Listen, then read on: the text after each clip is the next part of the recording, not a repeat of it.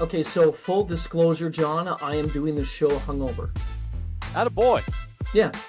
So I don't know if that may come as a surprise to you about me being hungover. If it does, then just don't even say that it does or it does Well, not. But I mean, considering the day of the week that we're it's having this Tuesday. discussion, yeah. Yeah. So, I mean, it's normally associated with a weekend, either a Right. weekend, a pre-weekend behavior or an in-weekend behavior. This being a weekday behavior Yeah. or event, there had to have been something attached to it, or were you Yeah. just out there raising all kinds of hell? What was going on? No. So what was attached to it was what happened on the weekend. Mm-hmm. And the hangover started about 12:30 a.m. Eastern time on Sunday morning. Nice. And this, of course, was following Game 7 of the World Series. So this is a baseball hangover. Mm-hmm. It's not the hangover where you have the headache all the time and you're sick to your stomach. You've got the headache. You've No. had it. But I don't have the headache though. What it is the hangover of just feeling awful. Yeah. Terrible. Yeah. So where do we begin with? I mean, I'll just say this. Yeah. And I'll go back to a reference, and you remember this. Again, we just dated ourselves. Yeah, really? Well, we haven't dated ourselves, but you know what I mean. March 21st. We dated others and known ourselves, yes. Right. March 21st, 1970. There was a ski jumper by the name of, and I may butcher the name of my Vinko Bogataj. Thank you. So he had the honor of leading ABC's Wide World of Sports intro. Yeah, the agony of defeat. Dun, dun, dun, dun. Screws up and comes up, and he flops over the edge, and yeah.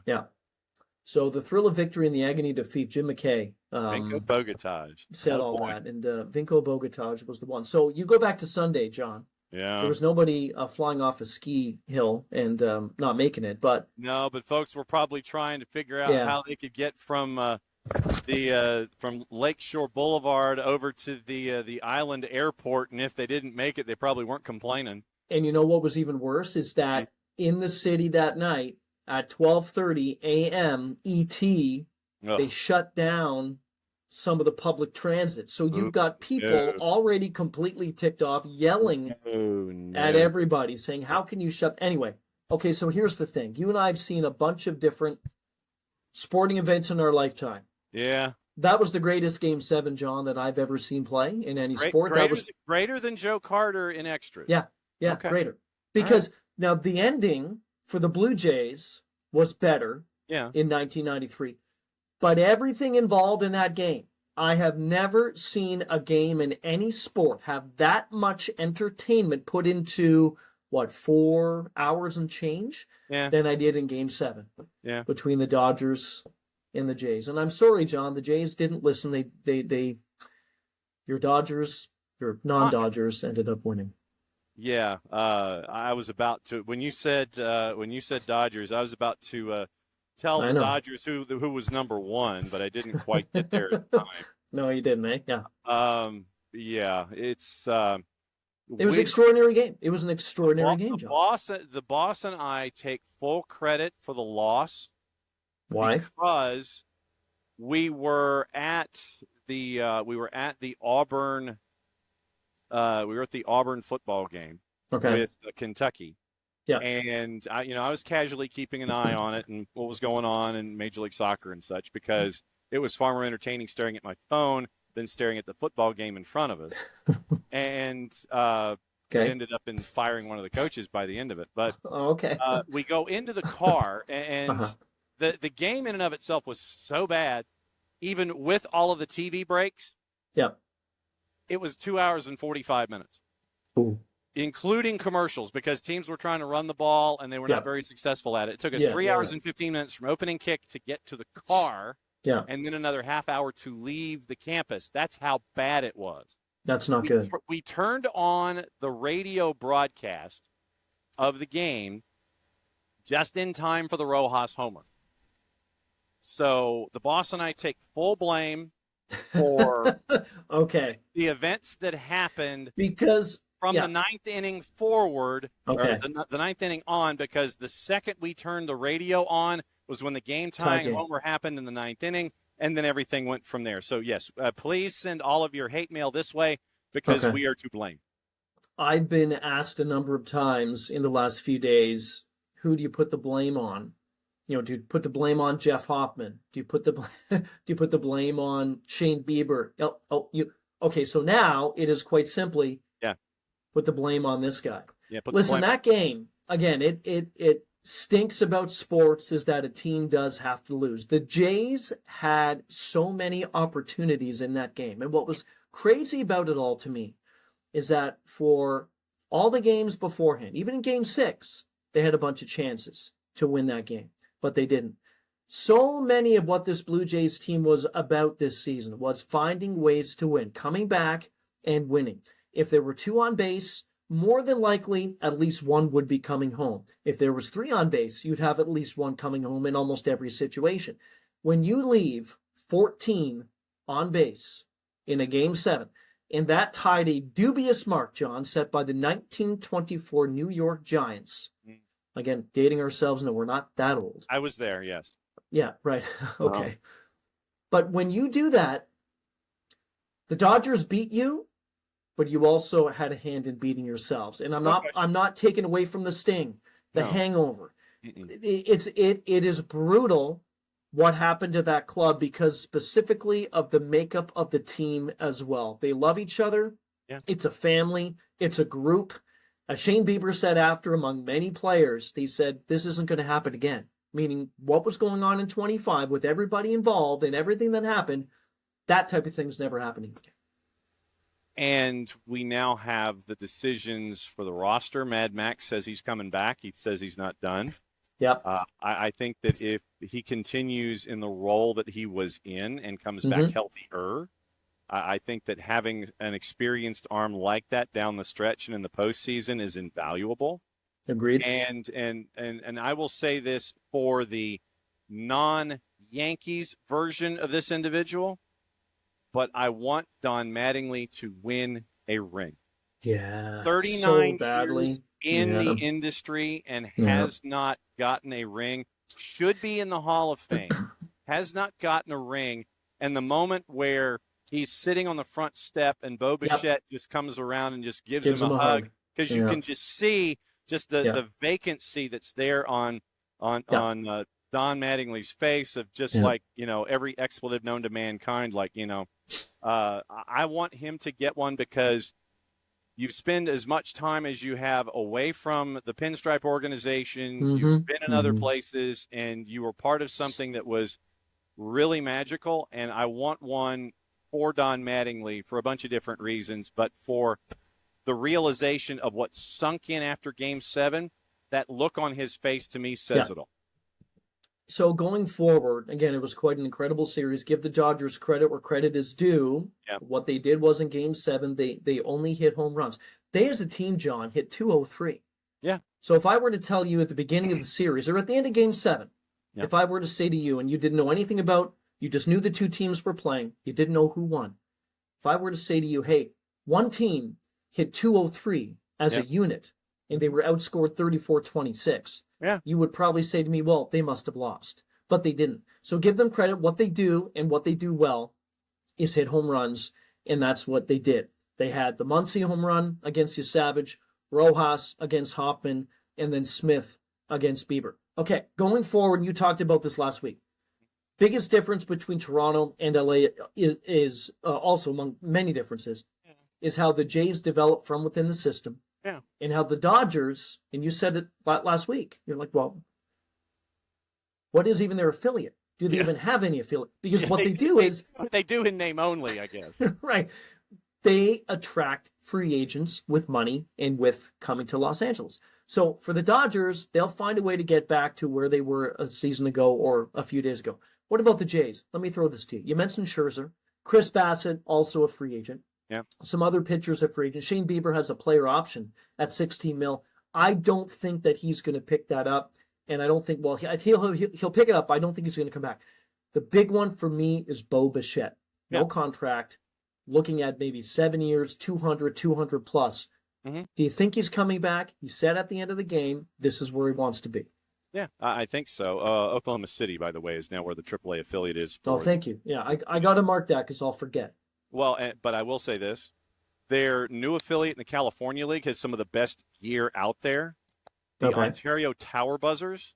It is an amazing single A look. Bless you. When it comes to logos. The Tower Buzzers? The Ontario Tower Buzzers. Yeah. Because they play out in the Inland Empire, and everybody knows the Ontario Airport. So anyway, I think he does come back. Yeah. But remember this. 2027 is going to get here very, very quickly. Yeah. I think you're going to see a lot of teams spend a lot of money going into the 26th season, and then the labor landscape will disappear as we know it going into 27. Yeah. So you can have all of these guys signing all of these deals for all of this money, and the teams will sit there, the front offices will go, yeah, okay, so 26 is fine, and then 27 and beyond, we'll think about that when we get there. So don't be surprised if you see a lot of high-priced signings, but the teams would only be responsible on the front end, much like we talk about with the National Hockey League. You're looking at 27, you're looking at another labor stoppage, and so the money that you invest after 27, you're not even thinking about that right now, and so that's why I think the Dodgers are going to spend an ish ton of money. I think a lot of folks are going to spend an ish ton of money chasing after that 26 championship, knowing things will be vastly different come 27. Hangover will continue, John. It will for not just me, but a lot of the city and the entire country. Just go to Sellers, get an Aero bar, and then go and get the high-powered Mountain Dew, and you'll be okay. Actually, you know what my favorite chocolate bar is? I don't think you know this from it. Score. Yeah, SKO. Yeah, the SKOR. Absolutely. Yeah. I'm down. Yeah. I want to talk about this. We don't really a lot of times talk about people passing away, but Victor Conti has passed away, and he passed away at the age of 75. So certainly thoughts to him and his family. But what I wanted to address coming out of this, and again segueing from the World Series to this, he will be remembered for the most part by people that don't know him personally or didn't know him personally. Yeah. As the individual who created that scheme of providing undetectable steroids to athletes, Barry Bonds, Jason Giambi, Marion Jones. Yeah. So when you look back at, say, a Barry Bonds and what Conti did and Mark McGuire, and remember when they all testified in front of Congress, and Rafi Palmeiro, Jose Canseco, and now Canseco and whatever, they injected themselves all that steroid stuff. Yeah. This continues to raise the debate of should a Barry Bonds be in Cooperstown in the Hall of Fame. I look at this type of thing in one specific way. I look at it in a bunch of ways, but this is one specific way to me. Steroids, Victor Conti, whatever his part he had in Barry Bonds' resurgence when he was older playing baseball. Yeah, how did that happen? Yeah. Didn't help Barry to hit a baseball. Didn't help him to play the game, but what it did was it helped him physically and helped him to hit the ball a lot further. Well, but it also helps with reaction time. That's what I mean, right? So it's time, all recovery and all those elements. Yeah. So the body heals, and he bulked up massively, and everybody knows that. But to me, I'm just looking at Victor Conti, and it's too bad that he will be remembered for the most part because of what he had his hand in the Balco. Well, scandal. I mean, but when you sit there and you talk about moments in the game that change the game, Victor Conti is probably going to be at the front of that conversation. Yeah. Where if you didn't have this gaggle of individuals that went down this road and had the game go in this direction because of better living and better sports through chemistry, then he might be just a dude that's at a lab in Northern California and he's doing things, to help out athletes in their recovery. But because of the scope of what was done in Major League Baseball, I have never been a fan of having a Roger Clemens, having a Barry Bonds as part of the Hall of Fame because of that. If you go around the rules of the day, which they did at the time, and you end up doing what you do, then, what trust do I have in the game itself? And I know this is sounding very, very philosophical, but It's it's a great point. But I mean, it's just I understand Victor Balco and his legacy, both both checkered and not. But the other legacies that he touched inside of Major League Baseball, you're talking Bonds, you're talking John B, all of these folks, and he introduced an era in the game where now I would think that if Victor Conte was involved in the game today, would it be received differently than it was at the time, just because of how industry is and all of this kind of stuff? I just wonder if Victor Conte, 2 decades later, how different he would be looked at as trying to help out athletes. And it wasn't just in Major League Baseball. You're talking about Olympians and sprinters and all this other kind of stuff. So, yeah, it's just I just wonder where his place in history would be if we were talking about him doing what he did 2 decades ago today. That would be my big question. He said, and he maintained this, that he was trying to, quote, help level the playing field in a world already rife with cheaters. And he basically said, if you don't cheat, you don't win. You're not successful. Anyway, Victor Conte, certainly related to the whole Balco situation. This one, to me, John, is going to be a lot of fun. So the Battle of the Sexes, we're going to go. Is it? Yes. Is it though? Yes, it is. It absolutely is. And this is going to be a lot different.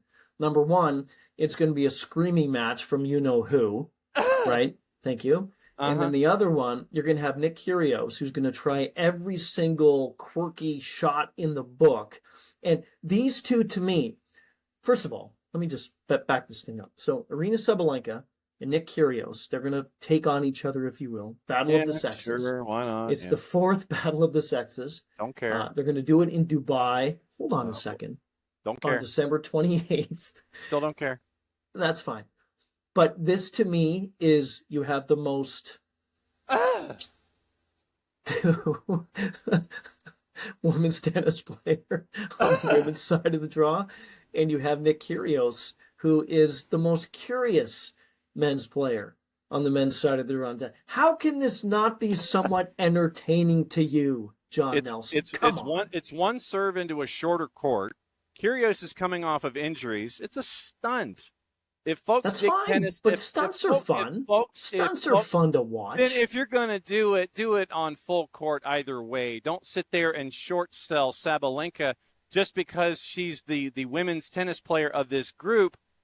Give Kyrgios 2 serves. Give it the regulation court. Don't do all of these stupid little things to try to make it more difficult for Nick to do something like this. He's going to yell. He's going to scream. He's going to cuss. He might get a point penalty. In the grand scheme of things, he's not going to care because it's all about the show in this aspect. This is so far from Billie Jean King and Bobby Riggs, the original, that this go-around, because it's got so many quirky things attached to it, I don't care. So what if they didn't have as many quirky things attached to it? Would you care a bit more? Still don't care. Okay. So December 28th, I will be texting you saying, hey, just to let you know, Sabalenka is going to take on Kyrgios in this match.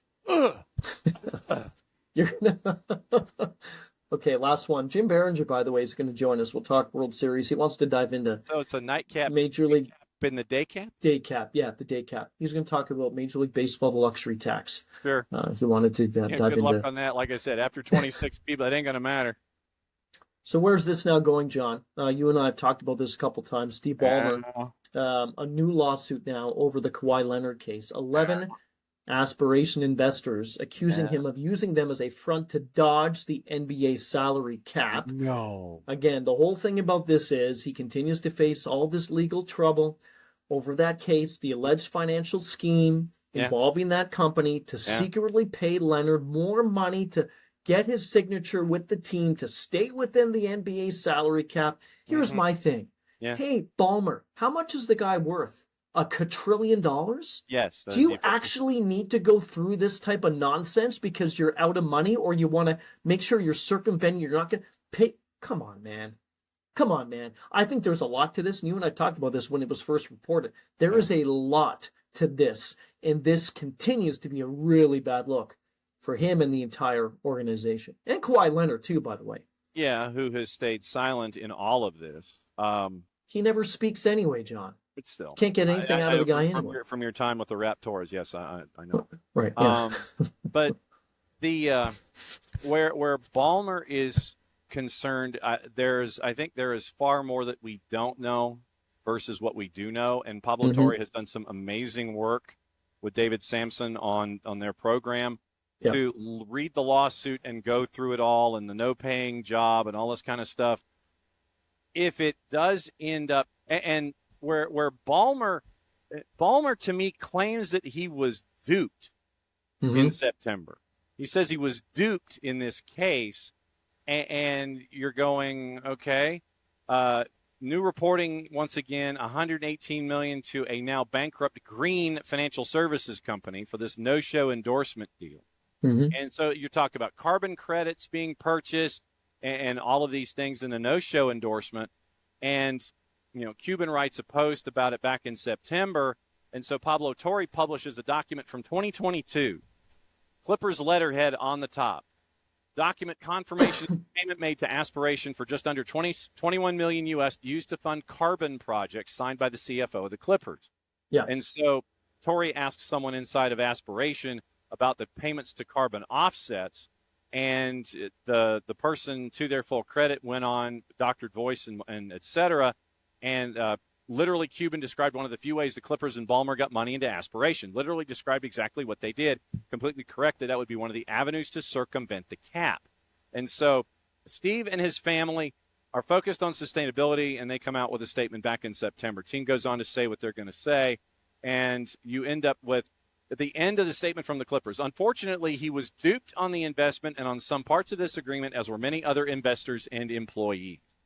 So if Aspiration is taking Ballmer to court, then they are challenging the idea that Ballmer claims he was duped and that he fully knew what was going on in this transaction. He absolutely knew what was going on, John. So that's where you are in this, and so denying any kind of wrongdoing, and this is you're gonna go about 19 more different directions in this before this is over. Yeah, but maybe what I would also recommend in this is that if the NBA is so focused on keeping their stars in markets, perhaps you should do things a little bit less arcane than having Larry Bird exceptions and things like that when it comes to orchestrating your cap. You probably should modernize your cap numbers instead of sitting there and saying, okay, Supermax this, Veteran Max this. You can only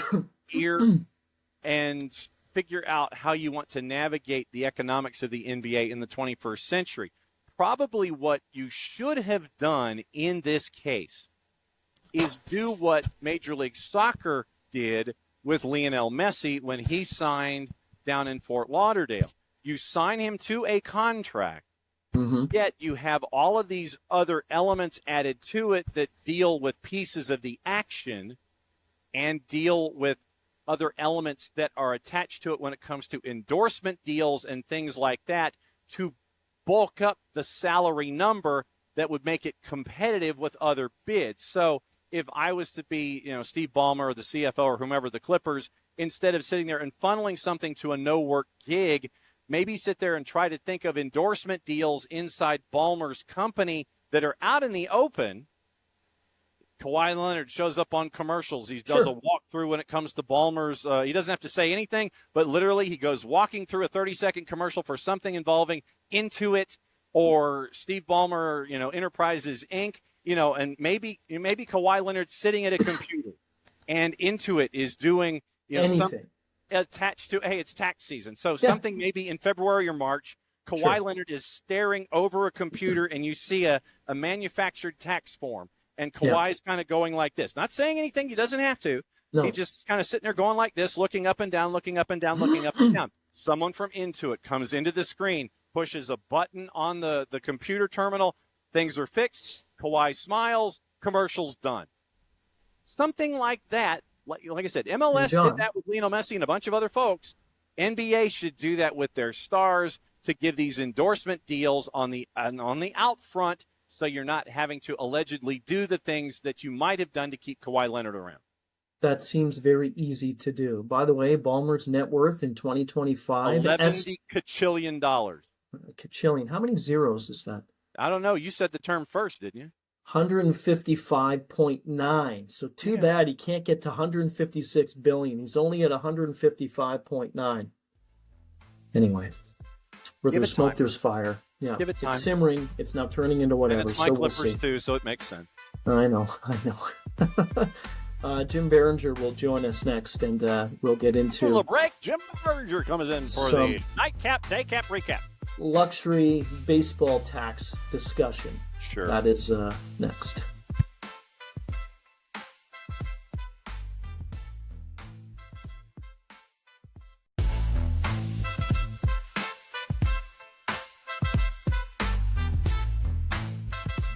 Okay, so John, we have our first guest on this program. Yeah, we're going to point him this way. Hopefully this comes out that way. There he is, Jim Biringer. I've known Jimmy for a long time. NHL writer, Full Press NHL, RG Media, Special Team Media Group too that we're a part of as well. NHLRumors.com. He knows wrestling. He knows football. You can throw anything at this guy. Where in the damn place hasn't Biringer been, or where isn't Jim?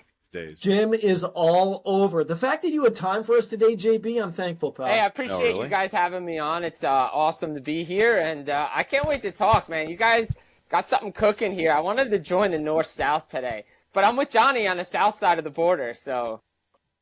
I know. So it's 2-on-1. You guys are it's ganging up on rush, but it's like north. It's like south, northeast, and north. So it's like we ain't crossing the Peace Bridge in this segment. Hey, all I know is I'm up here. You guys are somewhere down here, man. That's all I know. Run your smack. Yeah. Okay, JB, let's go. Let's get into John and I were talking off the top of the show that Game 7 in the World Series was unreal. To me, it was the best game I've ever seen in my lifetime when it comes to anything to do with sports. That had everything.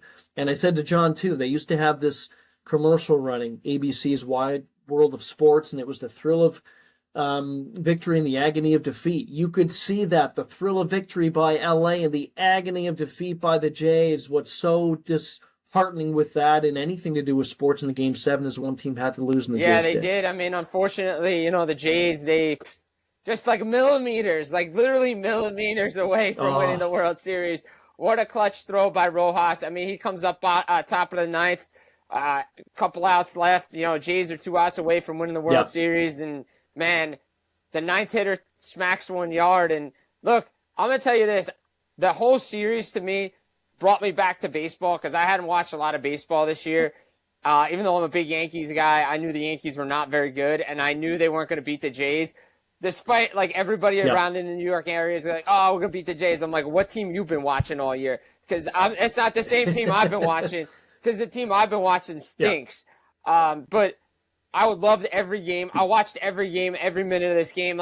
There's hockey on, and the main TV in my house, the TV I watch hockey on, had baseball on, and everything else was on the iPad and the computers.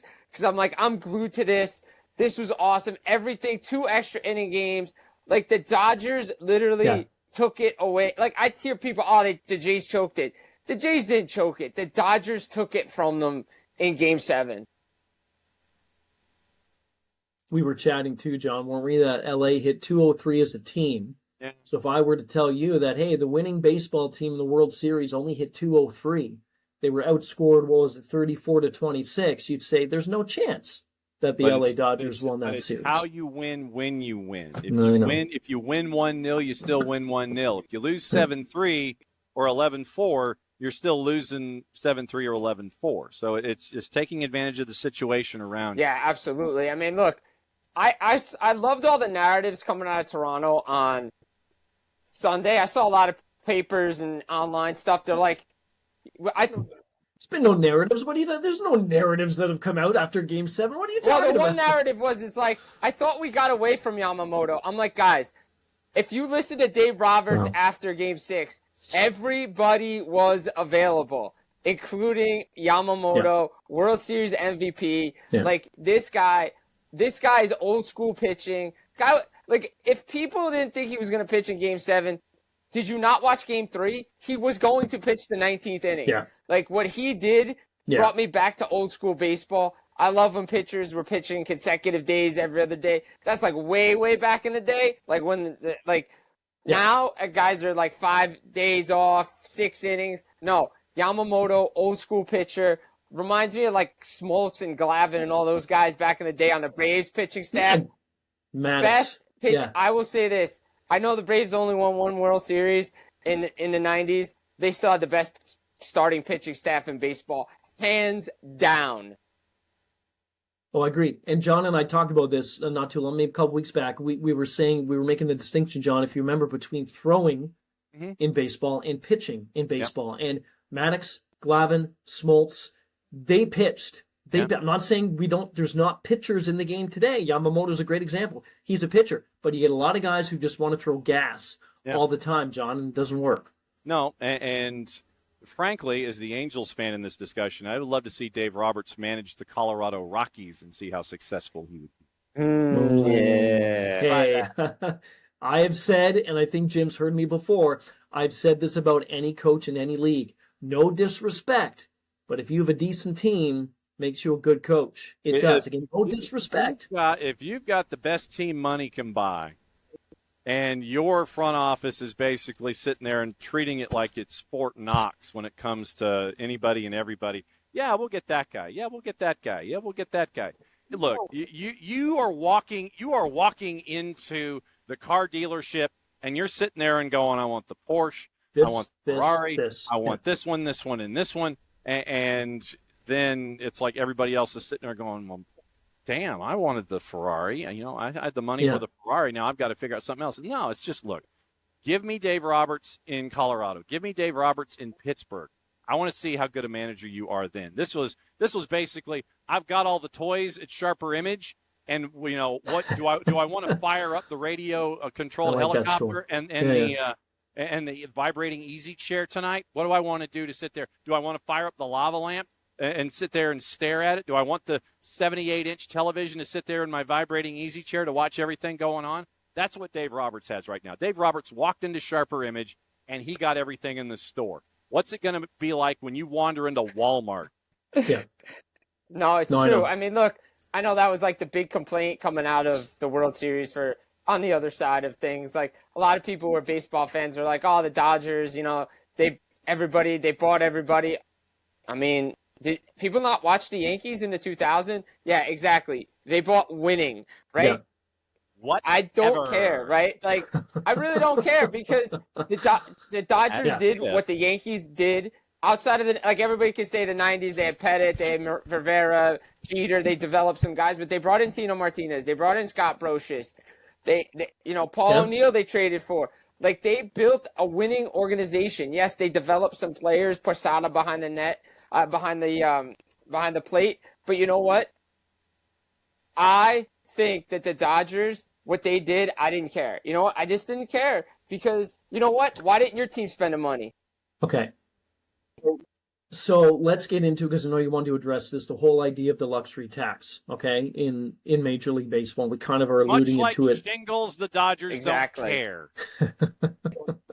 So in 2025, the base tax threshold is $237 million. Teams spending above that are penalized in tiers. So tier 1, you're over 20 or up to and over 20, you get 20% tax. 20 to 40, 32% tax. Over 40, 62.5%. And I saw this today, and I'd forgotten about this. How often you go over the limit also increases the amount of tax that you pay. So if you go 3+ years in a row, that's 50% or more that you get taxed. So the Dodgers, again, to John's point, they don't care about spending money. I saw, and I think this is right, they had this season $200 million in sponsorship revenue coming in. And that was able to pay for it. It was either 40 or 60. I'm thinking maybe 40% of the entire payroll. So, Jim, let me throw this to you. Is it even a care in the world? Like, should baseball teams be able to do this? Yeah, why not? Like, who cares, right? Like, look, I'm just saying, the luxury tax was put in to help with the lower teams in Major League Baseball to have them spend money. Like the luxury tax revenue that was brought in when the Yankees were getting taxed, when the Dodgers and like that money is supposed to go into a pool, and it's supposed to be given to the other team's owners to spend money to balance out their rosters. What they do with the money, they pocket it and they don't spend the money. Whose fault is that? It's not the Dodgers' fault. It's not the Dodgers' fault that they went to go spend on Yamamoto and Ohtani and all these guys they brought in. That's not their fault. They don't care. The equivalent is the Florida Panthers in the National Hockey League. They don't care because state tax don't matter. You know what matters? Winning. They built a winning culture. Because if state tax really mattered, I was thinking about this the other day before I was coming on. If no state tax really mattered, why do the Miami Marlins suck? Because you have go best. You know what? By the way, with that, like, why is there even a team still in Miami? Nobody goes to those games. Because you're in a top 10 media market. That's why. Amount of money that baseball and the NFL. To give you an idea about the Doyers and their ownership group, it is Guggenheim, the Doyers. Yeah. That's what Man Ram used to call them. So we go there. I know. Yeah. Loved him. Guggenheim Baseball Management is the ownership group of the Dodgers. It is a consortium with Guggenheim Partners, controlling partner Mark Walter, Magic Johnson, Peter Guber, Stan Kasten, Bobby Paton, and Todd Bowley. Billie Jean King and Alana Kloss joined in 2018. Alan Smolensky and Robert Plummer joined in 2019. Guggenheim Partners is basically, they list themselves as a global investment and advisory financial services firm. Don't think for a second that when it comes to having Guggenheim Partners as a part of your mentioned, and Todd Bowley, who is attached to Chelsea and all of his equity fund, that when you're looking at investment, sponsorship dollars, etc., the Dodgers can take line items and shift them one way or the other on all of the balance sheets that are attached to Guggenheim and all of the other investors. The tax doesn't matter. Yeah. All you can do is sit there and say, I know. There's a tax here. Let's put it over here. Hey, it's a write-off. Who knew? It's how you navigate the industry. And when Guggenheim Partners is at the top end for the Dodgers, tax and making up revenue and all this kind of stuff does not matter. Final thoughts, JB, on the luxury tax, then we'll talk NFL quickly. I mean, look, great points by John over here because, look, these teams, they don't spend the money, the lower less teams, and this analytics and all this stuff, right? We looked at the Oakland A's back in the day, like with Mulder and Zito and all those guys, never won, ran into the Yankees. My final point on this whole thing is shame on Yankees fans for dissing the Jays. Like, we lost to the Dodgers in 5 games last year. If we got to the World Series, the Yankees got to the World Series this year, they're losing in 4. Like, the team wasn't even competitive. The Jays were beating the Yankees. They should have won in 3 games. The Yankees should have lost to the Red Sox to begin with. They didn't. But that's besides the point. But the lower level teams in Major League Baseball that are pushing Rob Manfred for salary cap and all this stuff, good luck with it. Good luck, because the PA, it will never allow it. Look, anybody going up against the Dodgers outside of the Blue Jays that didn't make the playoffs would lose a 4-game series to the Dodgers in 3 games. That's it. It's true. Has that ever happened? No. Well, I mean, Rod Carew was the only guy that I ever knew of that went 4 for 3 in a game. So I mean, that's how good a hitter he was. 2 hits in the same bat. Basically, yeah. Good luck. Okay, Jim. NFL. So what week we're through 9, I think. Yeah, week 9. So we're through 9. So there's a whole bunch. I was reading this article today before he came on, and can you make any sense of this NFL? And the reason why I ask you that is I'm going to piggyback it on this. So the Colts, they go into the weekend at 7-1, right? League's best record. They get handled by Pittsburgh. Well, not handled, but they lose 27-20. And this was a team that was coming off consecutive losses. So this to me is a wacky NFL season that we've seen on this. Love it because wild. Of course you do. I mean, I love it because it shows that there's no great team in the NFL this year. There really isn't. There's a lot of very good teams. There's just not a great team that stands out. Like every year we say, Chiefs are the great team or Eagles are the great team. Like we can point to 2-3 teams. Everybody's just in a cluster of very, very good. Like there's no great.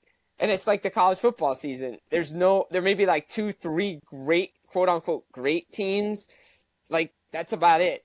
And the NFL has been great because week to week, it finally is showing what we've thought all along. It's a week to week league. Okay.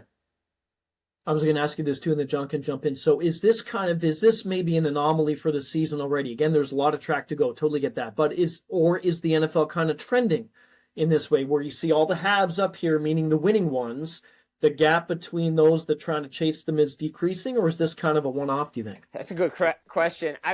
I want to believe it's I want to believe that the gap is closing, but I want to too. I'm all for competitiveness. That's what I'm all for. But I think this is a one-off. I think this is a one-off year. I think next year we'll finally see. But it goes back to what John Gruden said, Brady has said, all this. The reason why it's so competitive, go to the offseason. Guys don't practice. In pads. It's shorts and T-shirts. They don't play in the preseason. The great teams back, before all these new rules went in, would practice 2-a-days in pads. Be ready. Understand schemes. Understand everything, and when it's time to hit the field, they blow out everybody. The way that we orient the schedule these days, you have teams that are, they could be 4-12 or whatever, 4-13. And if they hit their off-season transactions right, and if they hit their positions of need correctly and everyone comes back healthy, then you can turn it from 4-12 or 4-13 to be 500, and then the rest is up to you. Indianapolis right now is 5-0 at home. Denver is 4-0 at home. The Patriots being the Patriots, they're 4-0 away from home, which is just strange to me. Maybe there's some kind of specter hanging over Foxborough. I don't know. But remember, just if you suck, the schedule helps you out the following year. It's that second year True. Yeah. After you've adjusted to the schedule. This roster can take care of business from going from 4-13. You can go to 9-8. That's cool. But what happens when you get that 9-8 schedule from the schedule maker? How do you respond to that to try and make sure that you continue that upswing that you had when you were awful to be okay? How do you continue to improve being from okay to being good and then consistently good? I think that that's what you're getting into right now. All the teams that we know that always make it to the postseason, they always get the nasty schedules, and they have to navigate that. But then once again, they've navigated the nasty schedule. They get into the postseason, and then they know what they're getting into. You get a team like an Indianapolis in the postseason, when Indianapolis has to go on the road in the playoffs, that to me will be the rude awakening for them and for a New England and for a Denver in the AFC, just to give you an example. Yeah, no, that's a great point on the schedule because, like, the Giants have one of the hardest schedules, even though they were a bad team last year. They always have to run through the NFC East. But, look, when Jackson Dart and Cam Scatterbo came in, that injected life into this team. And if their defense was a lot better, John's right. Like, there was a chance for them to be on an upswing this year if they were able to close out games, i.e. Denver and Dallas, because Dallas defense just is god-awful. Like, it's just awful. It's just awful. But you look at it, and you see teams around – like, Atlanta should be a little bit better. And now we're finding with Washington Commanders, right? Like, they rose to the championship game last year. Now they're navigating that schedule. Now Jaden Daniels is out. They're not as good as, again, I always say this with these young quarterbacks that come into the league and have sensational first years. What are you doing in your second year?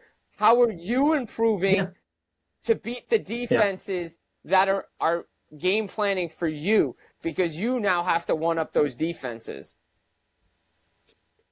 You mentioned one of those quarterbacks, Jackson throwing darts. There you go, JB. That was for you. I know. Hey, listen, it took a long time. It took one segment with John and 18 minutes with you. Last one before we let you go, and I just want to hear John saying he has no interest in the skin. Can you help me convince John to tune in on December? Just be quiet. No. Tune in on December 28th to see Nick Kyrgios against Sabalenka in the Battle of the Sexes in Dubai. Can you please help me convince him that it'll be worth even 5 minutes of his time? It's going to be worth 5 minutes of your time because I just want to see. Because I just want to see what Kyrgios does. That's all I really care about is Kyrgios, what he does. Like, because he's just a showman on the court. Like, I love Kyrgios, right? He's a little out there off the court, but on the court, like the trick shots that he can pull off, that's what I want to see. Like, that's what I want to see. Yeah. Sabalenka, realistically, Sabalenka should wipe the floor with Nick Kyrgios. Like, I'm being serious. Like, Kyrgios is a good player. Don't get me wrong. Got to the final Wimbledon. Don't get me wrong. Like, he was a really good player. Challenged Djokovic, Federer, all those guys. Sabalenka's on another level, and realistically, if they were really playing, come on, Jon. Listen, Sabalenka beat him. He's checking his watch. His notes. Now. He's checking everything over there because he does not give a you know what. No, he doesn't. Much like singles, Jon doesn't care. No, he doesn't. Jon does not care. Not changing my mind. Okay, well, as I said to you, Jon, before Jim came on, I'll text you on the 28th. I'll wish you happy holidays and also say, hey, make sure you tune in to check out Sabalenka. And I will text you back with 2 words. Like me.